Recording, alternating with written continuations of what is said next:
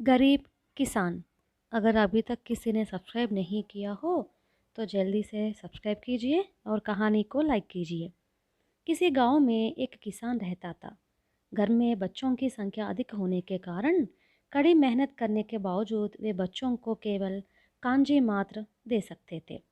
इस प्रकार दाने दाने के लिए तरसते हुए भी वे अपने घर आए लोगों को कुछ खिलाए बगैर लौटाते नहीं थे। अपनी कांजी में से थोड़ी बहुत बड़े प्यार से अतिथि को भी पिलाते थे। एक दिन उस परिवार के लोग खाने के लिए बैठे ही थे कि दरवाजे पर एक भूखा भिखारी आ पहुंचा। किसान और उसकी पत्नी ने अपने हिस्से में से आधी आधी कांजी निकालकर उस भिखारी को पिलाया। कांजी पीकर भिखारी को ऐसा अनुभव हुआ मानो वह अमृत ही पी गया हो। उसने किसान से कहा, तुम जैसे पुण्यात्माओं को मैंने कहीं नहीं देखा। जिस बर्तन में तुमने यह कांजी पकाई वह बर्तन मेरे पास लाओ, मैं उसे अक्षय पात्र में बदल दूंगा। किसान की पत्नी ने बर्तन लाकर भिखारी के हाथों में धर दिया। उस पर हाथ रखकर भिखारी ने कुछ मंत्र पढ़े, उस पर ढक्कन रख दिया और कहा, आइंदा तुम लोगों को खाने के लिए तरसने की नौबत नहीं आएगी। राजा की रसोई में बनने वाला प्रत्येक व्यंजन तुम्हें इसी बर्तन में प्राप्त होगा। बर्तन किसान को लौटाकर उसी क्षण भिखारी वहां से चला गया। उसी रात को किसान की पत्नी ने कांजी बनाने के लिए जो ही बर्तन का ढक्कन उठाया तो उसके भीतर से लार लपकने वाली रसोई की सुगंध निकली। अच्छे अच्छे पदार्थों से बर्तन भरा हुआ था। सब ने भरपेट खाना खा लिया, फिर भी पदार्थ घटे नहीं। वास्तव में सचमुच ही वह राजा का भोजन था। उस दिन से किसान दंपति और उनके बच्चे बर्तन की कृपा से राजभोज करने लगे। इतना ही नहीं, अपने घर आए अतिथियों को भी वे वही भोजन खिलाने लगे। उन अतिथियों से किसान इतना ही निवेदन करता था कि महाशयों, हम जो भोजन खिला रहे हैं उसको चुपचाप खा लीजिए, परंतु उसके संबंध में हमसे किसी प्रकार के प्रश्न कृपया नहीं पूछिए। इधर किसान के घर की यह हालत थी तो उधर राजा की रसोई में बने पदार्थ घटने लगे थे। इस बात को सबसे पहले राजा के रसोइये ने भांप लिया। राज परिवार के लिए आवश्यक पदार्थों से कहीं अधिक ही वह पकाता था। फिर भी पदार्थ कभी कभी पर्याप्त नहीं होते थे। पात्र भर खीर बनाकर रख देता तो परोसते समय उसे खाली पाता था। हर वक्त यही हालत होती रही। इसलिए रसोइये ने सोचा कि यह ज़रूर किसी चोर की करतूत है, मगर वह चोर का पता नहीं लगा सका। आखिर उसने राजा को यह विचित्र समाचार सुनाया। पहले तो राजा को यकीन नहीं हुआ। यह बात राजा ने मंत्री को सुनाई। मंत्री ने भी खुद जांच करके समाचार सही पाया कि खाली बर्तन खाली हो रहे हैं। राज परिवार की कोई बात गुप्त नहीं रह पाती। सारे नगर में पदार्थ घटते जाने का समाचार फैल गया। दूसरी ओर यह खबर भी फैल रही थी कि किसान के घर हर रोज अतिथियों को बढ़िया भोजन खिलाया जाता है। इन दोनों घटनाओं का एक दूसरे से ज़रूर संबंध होगा। यह शंका राजा व मंत्री को भी लगी। मंत्री ने राजा से कहा, महाराज, मैंने किसान के बारे में पूछताछ की। वह हमारे नगर के छोर पर एक झोंपड़े में रहता है। लोग कहते हैं कि वह बिल्कुल देवता है। यह बात भी सच नहीं लगती कि वह हर रोज़ राजा के रसोई घर में प्रवेश करके पदार्थ चुरा ले जाता होगा। और यदि वह गुप्त रूप से राजमहल में घुस सकता है तो सिर्फ खाने के पदार्थ ही क्यों चुराए? अन्य कीमती चीज़ें, आभूषण वगैरह भी तो चुरा सकता है ना। फिर भी यदि हम एक दिन उसके घर जाकर वहाँ खाना खा लें तो असली बात का पता चल सकता है।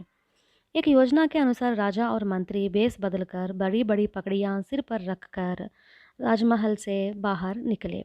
निकलने से पहले अपनी पाकशाला में कौन सा पदार्थ पक रहे हैं इसका पता उन्होंने कर लिया था। किसान के घर सब लोग खाने के लिए बैठ ही रहे थे। तभी दो अजानुबाहु व्यक्ति वहां पहुंचे और बोले, महाशय, हम पड़ोस गांव के निवासी हैं। अभी इस दोपहर के वक्त यहाँ पहुंच रहे हैं। क्या इस वक्त थोड़ा खाना हमें खिला सकते हैं? किसान ने बड़े प्यार से उनका स्वागत किया और खाना खाने के लिए पत्तल डलवाकर उसने उन मेहमानों को खाना परोसने का आदेश दिया और कहा, महानुभाव, हम जो कुछ खिलाएंगे उसे खाकर चले जाइए, मगर हमसे किसी प्रकार के प्रश्न न पूछिए। पत्तलों पर परोसे जाने वाले पदार्थ देखकर ही दोनों को मालूम पड़ा कि ये तो महल के रसोईदार के ही पदार्थ है।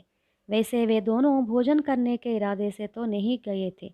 इसलिए उन्होंने किसान से पूछा, बड़े बड़े संपन्न परिवारों के लिए भी असाध्य ऐसा यह भोजन तुम लोगों को कैसे प्राप्त हुआ है? कृपया आप मुझसे यह प्रश्न न पूछिए। किसान ने हाथ जोड़कर कहा, इसका जवाब सुनने पर ही हम खाना खाएंगे, वरना ऐसे ही चले जाएंगे। दोनों ने जिद पकड़ी। विवश होकर किसान ने सारा वृत्तांत सुना दिया। सुनने पर राजा क्रोधावेश में आ गया। दोनों झट उठ खड़े हुए और अपनी छड़ी से राजा ने वह मिट्टी का बर्तन तोड़ डाला और दोनों वहां से चला गए। बर्तन के टुकड़े होते हुए किसान की पत्नी रोने लगी। अरे चुप भी हो जाओ, हमने सदा थोड़े ही राजभोज खाया है। कांजी या मांड तो हमारे लिए है ही, तुम चिंता मत करो। किसान ने उसे सांत्वना दी।